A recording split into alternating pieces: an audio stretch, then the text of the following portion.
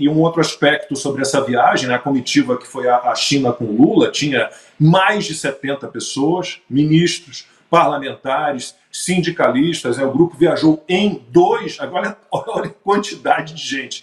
Esse grupo foi em 2 aviões, né? Quem também acompanhou o Lula foi o João Pedro Stedley, chefe, que bando não tem líder, tem chefe do MST, ele que pouco antes do embarque tinha anunciado mais invasões de terra. Nesse mês de abril, o nosso movimento fará muitas manifestações na defesa da reforma agrária. Haverão mobilizações em todos os estados. Seja marchas, vigílias, ocupações de terra. As 1001 formas de pressionar que a lei, que a Constituição seja aplicada. Costa, como é que você se sente pagando as despesas para todas essas pessoas, aí incluído essa figura aí, do João Pedro Stedley? Pagamos a conta de todo mundo lá, né? Refeição, os aviões foram pagos todos por nós, uma beleza. Olha, Lacombe, gastar dinheiro para eles ficarem longe do Brasil sai até barato, né? Acho que a gente tem que mandar eles para ficar... Deixa o Stedley ficar viajando o mundo inteiro, de primeira classe, que o Brasil agradece. Agora, falando sério, né? De novo, vamos voltar a fazer um paralelo com a questão da moeda. Em qualquer país sério do mundo, ou seja, com o império da lei, com mais segurança jurídica, com proteção à propriedade privada, um vagabundo criminoso desse estaria atrás das grades. E no Brasil ele viaja junto com o presidente da República numa comitiva para a China. Quer dizer, o governo do PT perdeu o pudor. É isso que eu venho falando já há algum tempo. Não há mais o esforço de preservar certas máscaras. Escancararam quem manda, quem está com o poder na mão e o que eles querem fazer com esse poder. O agronegócio estava sendo priorizado, bombando, sendo valorizado e protegido no governo Bolsonaro. O governo demonizado pela turma ambientalista e companhia. Hoje nós temos no poder alguém que flerta abertamente com os invasores das propriedades rurais, mesmo as produtivas, né? Outra coisa que chama atenção, só um parênteses para alfinetar a turma woke progressista, naquela foto que quase não cabe na tela do computador, com umas 580 pessoas, é difícil achar o Wally e achar algum negro. É difícil. A gente sabe que a China tem problema com esse negócio. Recomendo que deem um Google, vejam comerciais que a China já fez com uma pegada um tanto racista, né? Mas tinha pouco negro na comitiva do PT. Olha, é muita gente, meu Deus do céu. 73 pessoas. Ô, Ana, e o MST e os petistas tentam, de alguma forma, passar a ideia de que invadir terras é algo ok, é totalmente legal, né? Pela reforma agrária, aí pode. Não, e ainda empurram a falácia do terras improdutivas, né? Como se o dono daquelas terras, eu quero deixar as terras improdutivas, eu sou o dono, eu deixo, né? Recentemente, se eu não me engano, há uns 2 meses, o deputado Eduardo Bolsonaro propôs uma lei para uma penalização mais severa para invasão de propriedade privada, crime, não sei o quê. Eu falei, peraí, mas nós já temos essa lei. Você invadir uma fazenda improdutiva ou produtiva, um laboratório que tem 15 anos de pesquisa, que foi destruído, como eles fizeram, porque eles são terroristas, né? Não vamos dourar a pílula, eles são terroristas. Ou você invadir um apartamento, um chalezinho, é crime. É invasão de propriedade privada. Se é um chalé, um apartamento, uma fazenda, você está invadindo uma propriedade que não é sua. É crime. Ponto. Né? Não tem que ficar dizendo que... e eles falam ali, manifestações, abril será o mês das manifestações, né? Ainda falou, haverão mobilizações. Um abraço para o nosso querido Augusto Nunes, né, tão protetor do nosso português. Haverão mobilizações.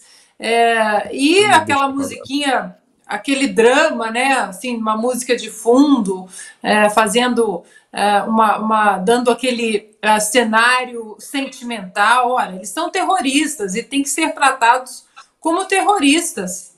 É simples assim.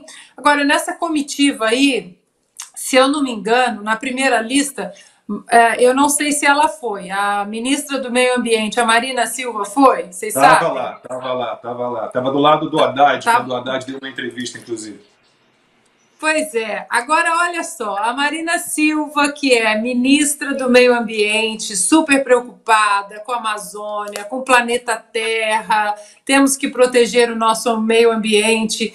E será que ela comentou com eles, com os chineses, que dos 10 rios que mais poluem os mares, que são, na verdade, os pulmões do mundo, porque o pessoal fica empurrando a falácia de que a Amazônia é o pulmão do mundo, faltaram a aula na 4ª série, né, de ciências. Os pulmões do mundo são os mares. Aí eu queria perguntar para a dona Marina Silva, nossa ministra do Meio Ambiente, se ela comentou com os chineses que dos 10 rios que mais poluem os oceanos no mundo, 9 estão na China. Será que ela tocou nesse ponto de como a China polui o planeta? Ou a China é poluidora, né? E tem que avisar a Greta, ela também não lembra disso, né? Nem a Marina Silva, nem a Greta Thunberg, né? Ô Paulo, e a sorte do Lula é que ele é amigo do Stedley e o Lula não tem nada, né? Ele não tem terras, ele não tem imóveis, ele não tem nada, então ele tá tranquilo, né? As propriedades que ele não tem, ninguém vai invadir.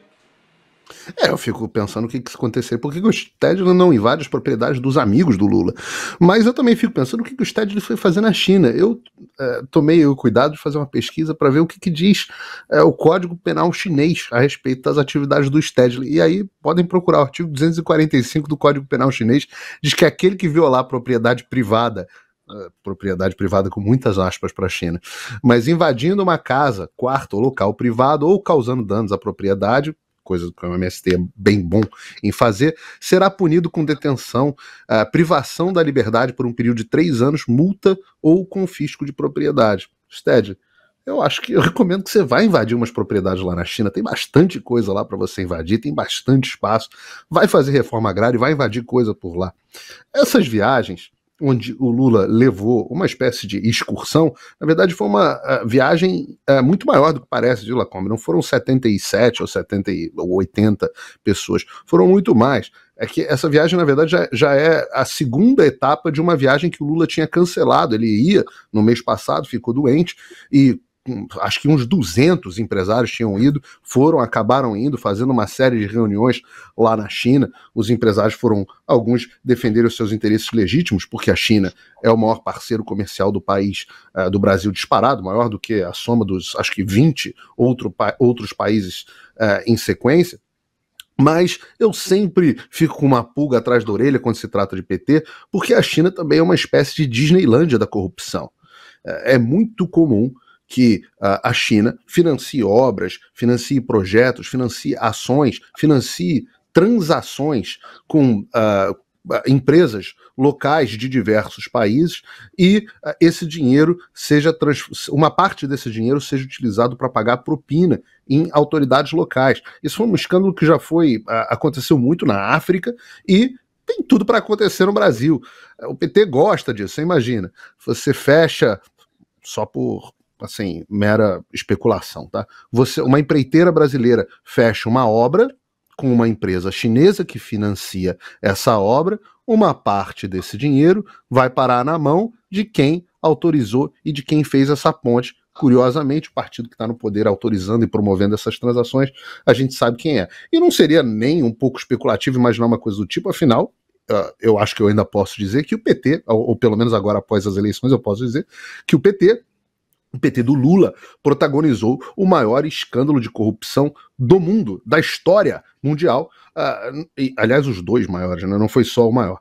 Então não seria nem um pouco especulativo dizer esse tipo de coisa. Agora, eu fico pensando, por exemplo, alguns dos empresários que foram lá, a JBS, por exemplo, não sei se o pessoal lembra da JBS, depois joguem no Google, a JBS, que fez uma delação, confessou determinadas atividades ilícitas, ela estava lá, mandou bastante gente para a China.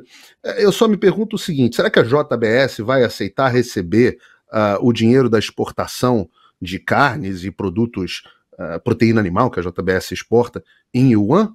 Será que eles vão aceitar esse tipo de coisa? Será que todos essas pessoas do agro que foram lá fazer representações para a China, para vender os seus produtos, será que eles vão aceitar receber em yuan? Será que é o interesse deles que está realmente sendo preservado? Eu só chamo a atenção disso para eles não serem aqueles tais empresários que produzem as cordas que vão ser utilizadas na forca deles mesmos. Paulo, você tem toda a razão. A viagem foi em 2 etapas, né? O Lula teve aquela pneumonia, acabou cancelando a ida dele, mas uma turma já estava a caminho e acabou indo realmente. Se for somar, olha, pagamos a viagem de muita gente, muita gente. Olha, eu chamei aquela pneumonia de pneumolira, tá? Foi muito estranha aquela... Mas tudo bem. Uma leve pneumolira, mas tudo bem. Presidente Bolsonaro voltando para o Brasil... É só coincidência, né? Que bom que ele melhorou.